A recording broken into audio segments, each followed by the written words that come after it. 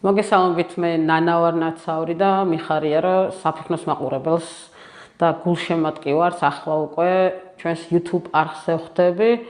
ერთადერთი მიზეზი რის გამოც მე საფეხნოს შემოვერთდი არის ჩემი მოქალაქეობრივი მოვალეობა და ვფიქრობ რომ ერთგვარი ვალდებულებაც ჩვენს კუთხეს და მხარეს მთიან რეგიონს დაუდგეთ ხარში.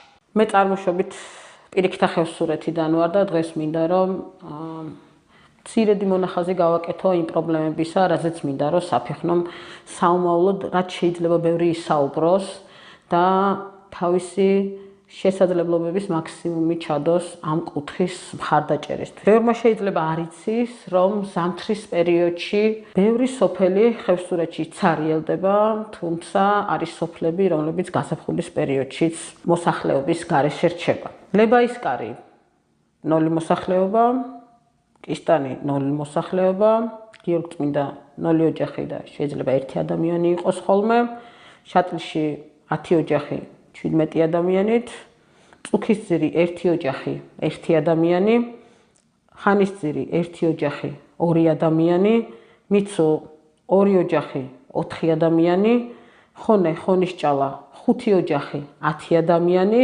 არდოტი ბახაო 2 ოჯახი 4 ადამიანი, ანდაქი 1 ოჯახი 1 ადამიანი, არჭილო 0 ოჯახი 0 მოსახლეობით, ხახაბო 1 ოჯახი 2 ადამიანი. ეს აღრიცხვა გავაკეთეთ ჩვენით დაუკავშირდით ჩვენს მეგობრებს და იმ ადამიანებს, რომლებიც ზამთარშიც რჩებიან ხევსურეთში და იმ რთულ პირობებშიც კი გმირულად იცავენ ჩვენს საზღვრებს. ბევრს უჩნდება ხოლმე კითხვა, რომ როგორ შეიძლება ესეთი ლამაზი კუთხე დატოვო და როგორ შეიძლება არ გაზარდო შენი შვილები იმ გარემოში, რომელსაც ხევსურეთი ქვია და პირიქითა ხევსურეთი ქვია, მაგრამ 21 საუკუნეში გვხდება ისეთი სირთულეები და პრობლემები, როგორც არის დენის, წყლის, გზის არარსებობა 6-7 თვის განმავლობაში, ჯანდაცვისა და განათლების პრობლემები. ასე რომ, როდესაც საუბრობთ იმაზე და მოუწოდებთ ადამიანებს, რომ წავიდნენ და იცხოვრონ საიდანაც არიან წარმოშობით, უნდა გავითვალისწინოთ, რომ უწევთ ბავშვების გაზრდა იმ გარემოში, სადაც შეიძლება ბავშვი გახდეს ავად და კომუნიკაციის არარსებობის გამო, რადგან შეიძლება ინტერნეტი არ იყოს, რომ დაუკავშირდეს ბარს ან თუნდაც შატილს, ბავშვს შეექმნას ჯანმრთელობის ისეთი სირთულეები, რომ ფატალურადაც კი დასრულდეს და ყოფილა ესეთი შემთხვევები. რაც შეეხება განათლებას, პირიქითა ხევსურეთში არის მხოლოდ ერთი სკოლა-ინტერნატი შატილში და მოსწავლეთა რაოდენობა საკმაოდ შემცირებულია, რაც თავისთავად იწვევს მოსახლეობის შემცირებასაც.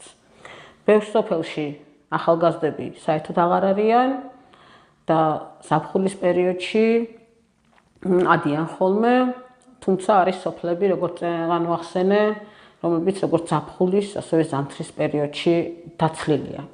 ამიტომ ვფიქრობ, რომ ერთადერთი გამოსავალი არის ის, რომ რაც შეიძლება ხმამაღლა ვისაუბროთ პირიქითა ხევსურეთის პრობლემებზე, მხარი დაუჭიროთ იქ ყოფ ადამიანებს და ის ელემენტარული პირობები შეუქმნათ, რაც 21 საუკუნეში არის ნორმა. ჩვენ იმედი გვაქვს, რომ შემოგვიერთდებიან ის ადამიანები, რომლებიც ხარს უჭერენ ჩვენს წამოწყებას და ასევე გულის შესტკივად ხევსურეთზე და არა მარტო სრულიად საქართველოზე და ჩვენს მთიან რეგიონზე.